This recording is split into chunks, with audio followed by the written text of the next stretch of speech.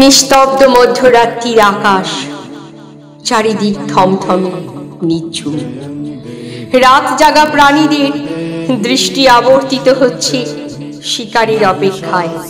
নাগালের মধ্যে পেলে ক্ষিপ্ততার সঙ্গে ঝাঁপিয়ে পড়বে শিকারের উপর।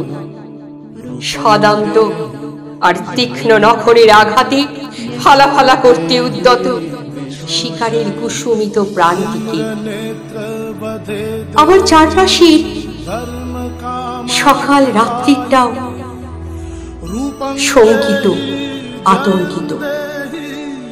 কিশোরীর ফ্রকে টান, যুবতীর শাড়ির আঁচলে টান, উন্মুক্ত পথে সহস্র দৃষ্টির সামনে আদিমতার কীর্তিকলা।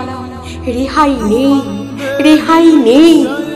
উল্কারে ওঠা ছোট বাচ্চা, কাগজ কুড়োনি, অপ্রকৃতিস্থ বহুতল বাসিনী। এরই মাঝে বার্তা আসে শরতে। ভোরে শিউলির গন্ধ, নদী তীরে কাশফুলের হিল্লোল, ঢাকের কাঠিতে ওঠে বোল।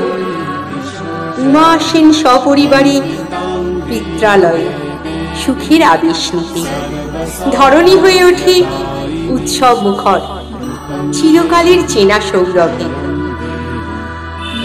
ভরে ওঠে মানবের অন্তর, ঘন কালো অন্ধকার ছিঁড়ে বেরিয়ে আসে দেবী জ্যোতির্ময়ী রূপ।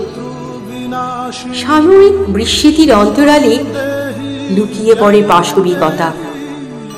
মাগো, কোন সে যুগে তুমি ধরেছিলে অস্ত্র ও বর্বরতা রোধে, ত্রিশূলের আঘাতে ক্ষত বিক্ষত করেছিলে অসুর রাজের বক্ষ পঞ্জন। আজ আজ আর একবার ধরো সেই রুদ্রাণী মূর্তি। আগুনের লেলিহান শিখায় জ্বলে উঠুক তোমার ত্রিনয়ন। খড়গের বজ্রাঘাতে স্তব্ধ করে দাও হিংস্র ভয়ঙ্কর নররূপী রাক্ষসদের।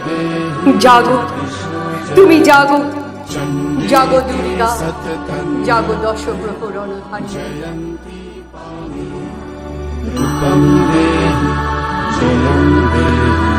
यशो देहि दिशो जहि।